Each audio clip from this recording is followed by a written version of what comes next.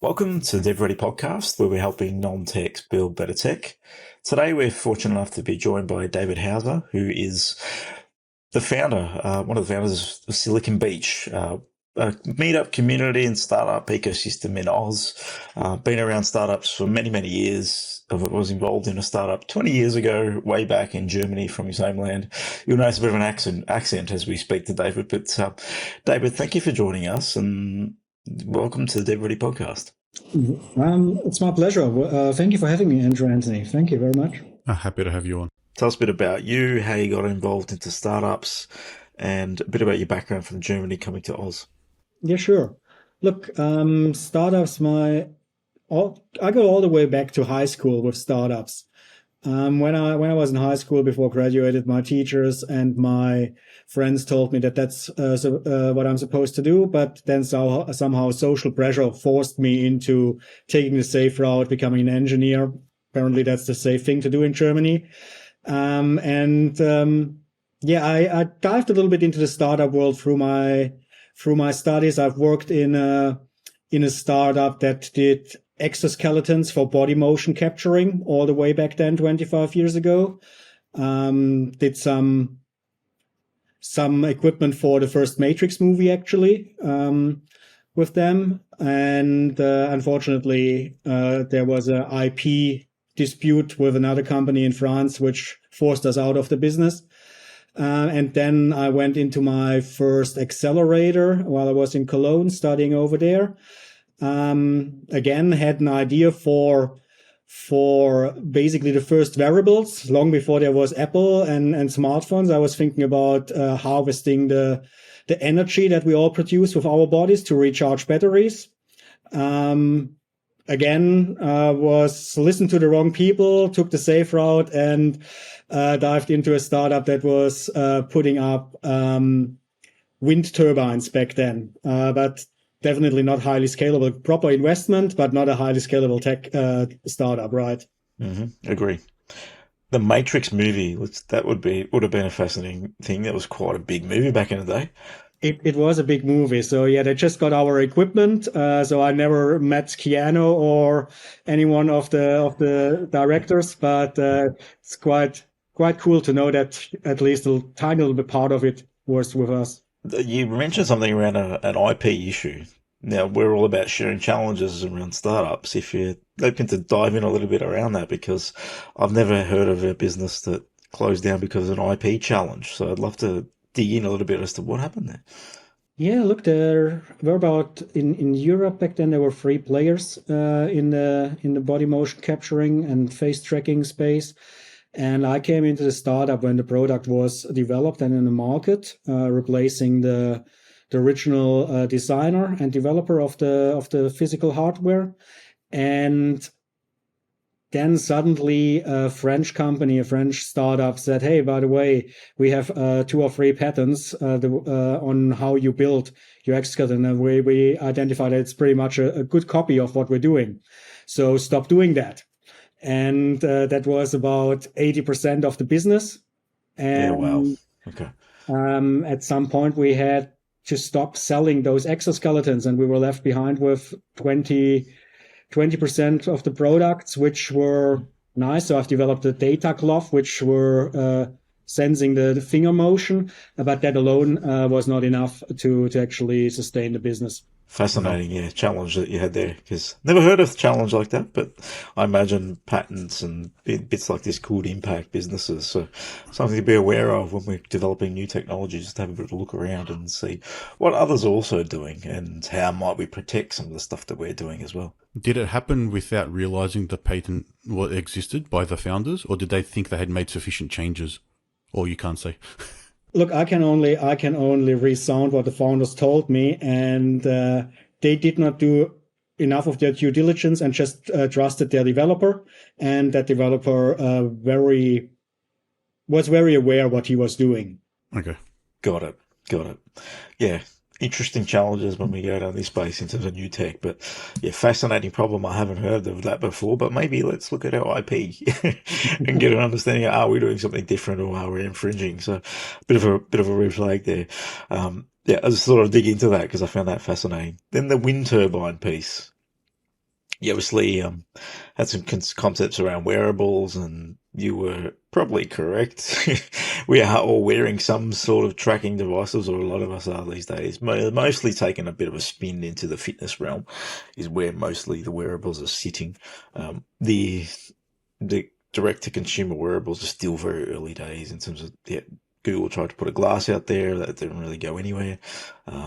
The actually 3D sort of lens views, they've done okay. So I think they've done quite well, but from more in a gaming space. What were you thinking when you were looking at that area? We managed, so that was the Mhm. early days of mobile phones. I would say it was the early days of mobile phones, and my battery did not last long enough, and we were just thinking about taking some of the learnings that we did with the exoskeletons into devices that are actually harvesting the movement, right? Putting piezo elements in shoes and in along joints, and instead of measuring the motion, just harvesting the energy that is coming out of that motion.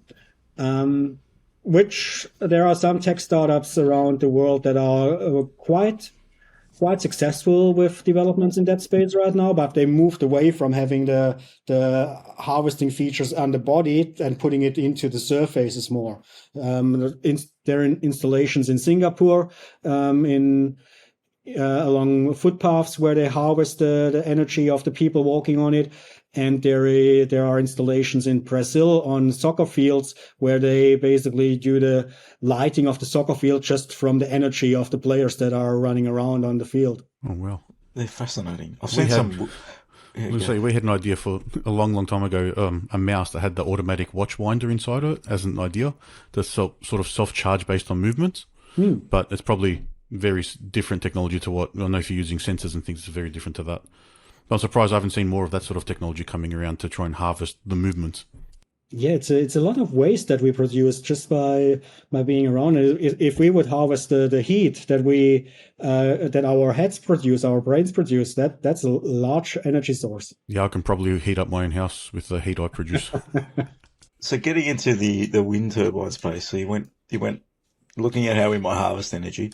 There are some really interesting stuff. I can't remember the location, but there's a train station. It might be somewhere in the UK that's put on as we go through the turnstiles and trigger it. It's actually capturing the energy rather than just a door opening and closing. Yeah, so there's different people starting to implement these sort of things. Fascinating little area because we do waste and we don't consider this from a technology standpoint. Yes, definitely. There's a lot of look when you look at a petrol vehicle, somewhere in the range of 20 to 25% of the energy that is in the fuel gets actually transformed into motion, right? The rest is waste. Yeah, it just goes out the back. Yeah, it's not very good, is it? No, we've got a lot of learning to do there. In terms of jumping into Silicon Beach a bit more now, how did you get from Germany to Australia? What's that story? Because obviously you've been in Australia for a little while. Tell us a bit about the history of going from Germany to Australia. Yeah, sure.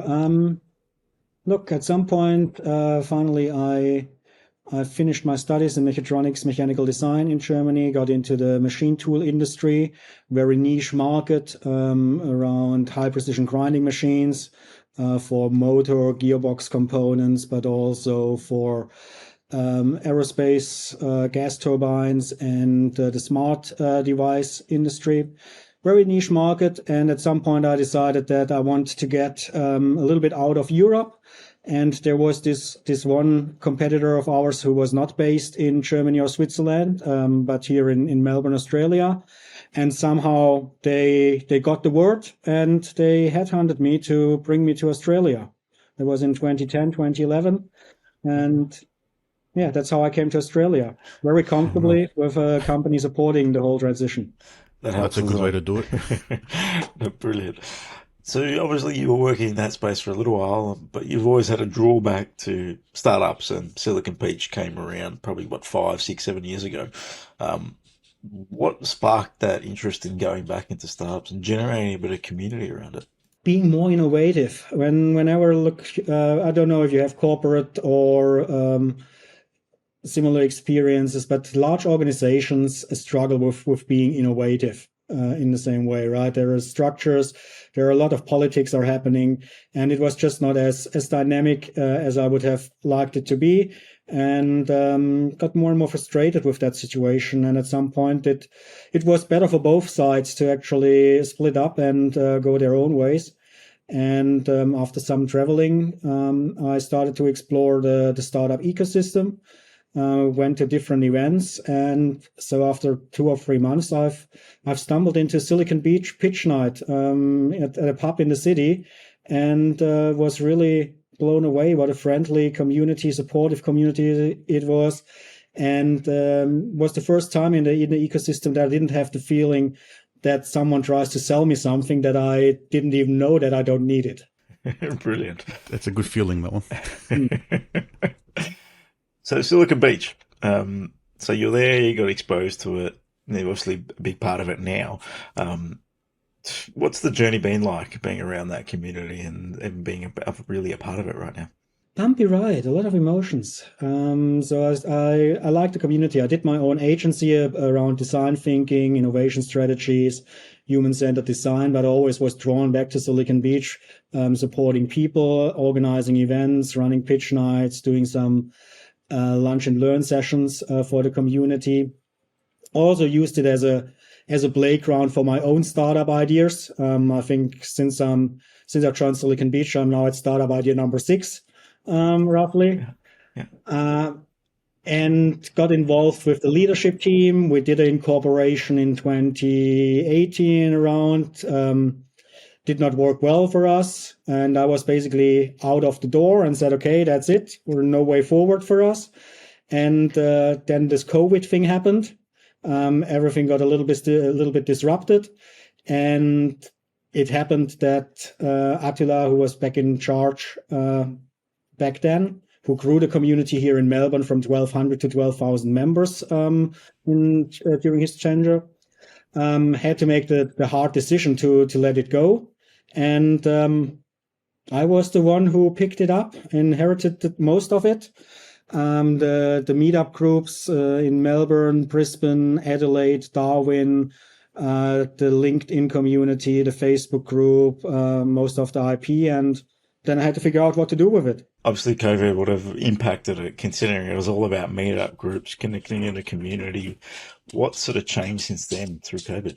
Yeah, like most people, we had to go online, which was a positive effect for us, a positive situation for us, because being limited to Melbourne before, we only had access to the Melbourne community. We learned from our networks that the old schoolers in Brisbane were really looking forward to get us back. And once we went online with the events, suddenly people, not just from all around Australia, but even from all around the world, were coming to our events, pitching at our pitch nights and joining our educational programs. So that was quite exciting. So it actually gave you a bit of opportunity to expand the network out rather than shrink it down. But you didn't have to stop during COVID, which is probably how that helped grow, because everyone had a place to meet online, I'm guessing.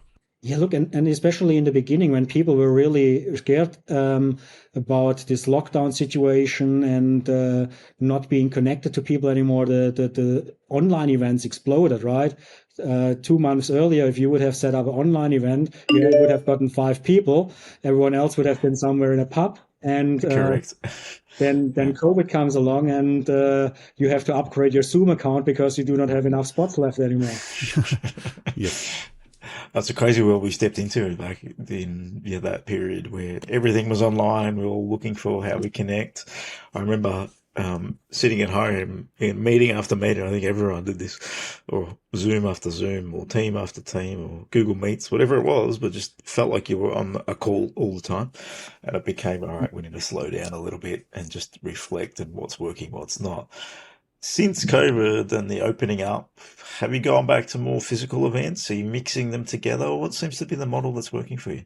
We are mixing them together, but most of our events right now are online. Our monthly entry-level pitch events where everyone can come and pitch for the first time in their life, we keep them online because we also understand it's not just the people in the in the big cities like Sydney, Melbourne, and Brisbane that are in desperate need for startup support are the people in rural Australia as well. And we want to keep supporting them. A lot of educational events staying online, and only the next level up pitch events where we take the best from the community in front of accelerator operators and investors. We do those predominantly in person. In terms of Silicon Beach, has anything changed, or it's still about support for the community? What's the why behind it? What drives you to keep going at this community?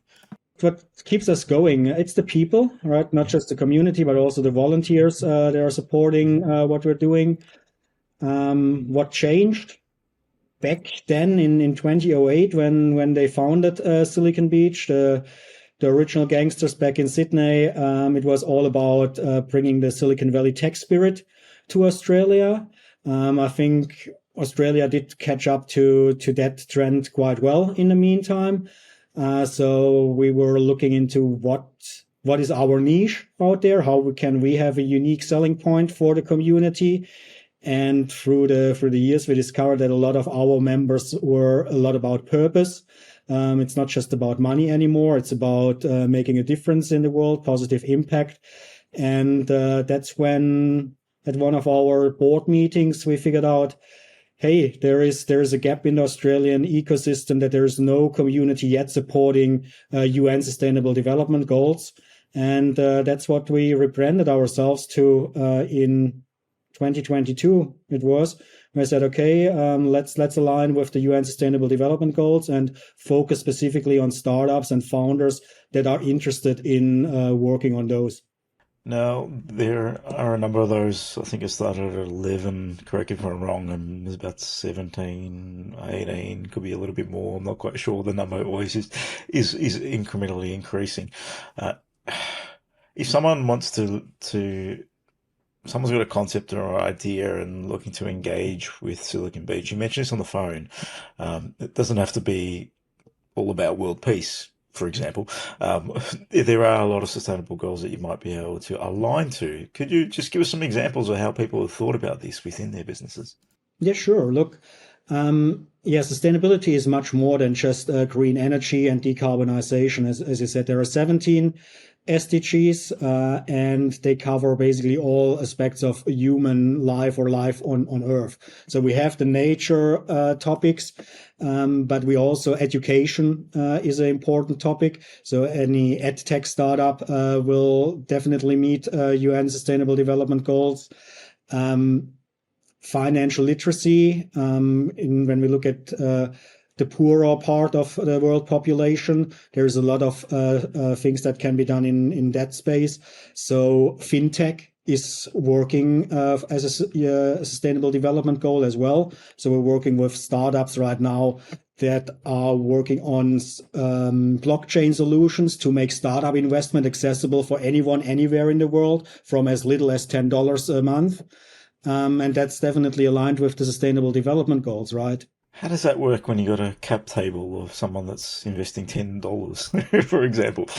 What does that look like? How's the model there? I find that fascinating. No, that's probably something that we're still working together on figuring that out. Yes. Yeah. Look, it's basically a crowdfunding model. Got it. Crowdfunding, you do have a lot of people investing as well. Now the problem with the current crowdfunding situation is that you're in, but you can't, as an investor, can't make a decision when you get out, right? And that's one of the problems that OneDAO aims to solve. Got it. Makes sense. Okay. So there's a lot of opportunity for people to explore this, especially around their startups and how they might be able to benefit from a UN goal perspective. In terms of Silicon Beach, obviously you started out trying to bring tech from Silicon Valley to Oz, make it a bit more accessible to everyone.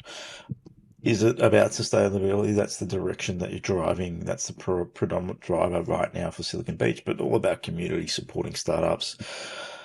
If I'm a startup out there and have never engaged in a community like yours, got a concept or an idea, What do you think the starting point is for these groups that are out there that maybe they're the main experts in a certain space, they really got some concept that they want to drive forward, but have no idea how to attack it? What would you recommend in terms of where to start? Join Silicon Beach and talk to us. Look, Simple as that. we do not have all the answers, and we do not pretend to. We openly say if we do not have a clue what we're talking about, but we then find the right people. So that was one of the things that really got me caught with Silicon Beach, that people did really give good advice, who to talk to, made warm introductions. And that's something that I'm missing a little bit here in the ecosystem, the warm introduction feature. It's important, right? So I think going cold, not sure where to go. Sometimes you might have a conversation with someone in a network or somebody you just met that says, oh, you could use this in this area, and you haven't even thought about that. So it does really help to connect and communicate with others, get some feedback, understand where you're sort of driving it. When we talk to a lot of founders, some of them obviously well, not for obvious reasons, but they're concerned about their concept being stolen, ideas being stolen, taken by somebody else. What would you say to that? Because it is about community and sharing. How do you approach that conversation with them? Move fast. And focus on the future. As soon as you get scared that your idea gets stolen, you're basically covering your back and you're not progressing anymore. And if you're not progressing, someone else moves faster. Because if your idea is a good idea, there are about 100 other people around the world who are having the same idea, and they are probably moving faster than you are, better in execution, because they're just focusing on getting it done rather than protecting their IP. Yep. Because, I would 100% agree with that. Just something for people to think about, because reality is you're not going to be the only one with the same concept at the same time. Like you said, there's probably 100 people out there that have got the same idea, concepts that are bubbling around, and who's going to be the best executor. And you don't have to be the number one in this world. It's a big world out there, a lot of opportunity, and a lot of market if you play it right in your right space. Maybe just tapping into the Oz market stage one is enough for a big enough business and to make a big enough difference in the space. So, really good feedback and ideas there. You mentioned a couple of times through the call that you've been playing around different startup ideas and concepts, and always been sort of love the space around innovation and how you might drive new change in an industry, in a world economy, whatever that might look like. What are you currently up to now? Because personally, I know you're doing a few things. A big focus is on supporting the connection in between universities, industry, and startups. I think there is a lot of potential left to uncover here in Australia. It's like different silos that are the occupants, the inhabitants of those silos do not talk with each other, and it's a shame. We could be much more innovative and have much more deep tech, especially in Australia, if we would work closer together. So that's what we're working closely together with RMIT, Swinburne, and Monash University. And then one of my pet peeves, and that's what my current startup, I'm got sick and tired of the middle of the bell curve approach. Over the last 100 years, from the early stages of mechanical designs to tech, we were figuring out how we can serve the middle of the bell curve and forced people to basically like our technology. And I think it's about the right time, with the technology is out there, AI, that we finally develop technology that is adjusting to the user rather than the other way around. What do you mean by that? I mean that if you and I are using the same app, that my user interface looks completely different to your user interface because I'm a different person, I have a different learning style. I probably, if we talk a physical app on a smartphone, I probably use my phone differently, I hold it differently. So the buttons and all the features are on the wrong side. I'm more of a visual learner, so I want to have more graphics. Another person wants to read more text. So far, the developers and the product owners decide what it is, one or the other. And I'm a big believer that the future is in AI-powered customization of the user interface for each and every individual user. That's like a hyper-personalized experience for everyone. Yes. It's an interesting idea. Never thought of that. It's a fascinating thing, and we talk about personalization of different areas, but if we can drive it down into an app that we're working with or whatever it might be, yeah, it makes a lot of sense. Could be quite a bit of opportunity in that space. And like you said, AI is quite powerful now. We're doing a little bit in our world in terms of how we help people design and think about product. And it's fascinating what's possible. Yeah, it's there could be some synergies in terms of what we're doing there. So I think we'll chat a bit more, maybe off podcast. But yeah, let's talk a bit more about what you're up to, because there could be some opportunity there. Cool. Sounds good. What are some of the sort of like key learnings you've taken across your journey from moving over with that corporate and then going into the Silicon Beach and everything that you've taken into what you're trying to approach now? It's good to know the theory, but it does not get you to the Holy Grail. Okay. Often people who know the theory not as well are executing better than the ones who know all the ins and outs, and especially all the things that can go wrong. And we see that a lot in the ecosystem. Not every good teacher is a good founder, or vice versa, right? And the same applies in all other disciplines as well. Sports, not every superstar is a good coach, and not every coach can be a superstar on the playground, right? So that's quite interesting discovery. Yep, I can understand how. So if you understand everything, you might be having limitations. You understand what limitations have come before, and maybe using those to prevent you from moving forward. Where if you don't know the theory in as much detail, you've got less things potentially holding you back. Very true, yeah. And look, the more structured we all get conditioned over time, right? And I'm coming from the corporate world. I'm coming from the engineering world in Germany, where we're very sophisticated in structures and processes and follow the rules. Which is not necessarily the mindset that really gets you there in the startup world. So a lot of reprogramming does have to happen to let go of those old beliefs, what worked in the corporate world, in that old world, and learning to be more scrappy and not aiming for perfection 24/7. If you aim for perfection, you're a long way off, because it's all about just getting something out there, producing a concept, showing more people, getting feedback and evolving. I think the idea we start with generally is not the idea we end up on.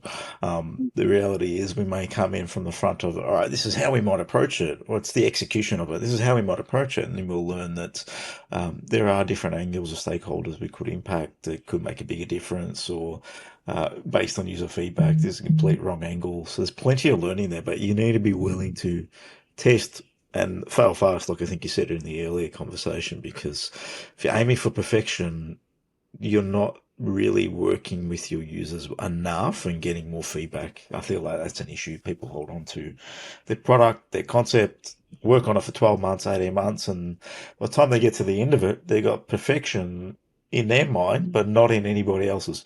And that's a problem. It is. You see it a lot in the space. It is. And we have to understand, or it helps us to be aware of it, that if people were not happy with the first iteration, but 1 year down the track they have a product that they're happy with, they don't mind the journey, right? Once the goal is achieved, right?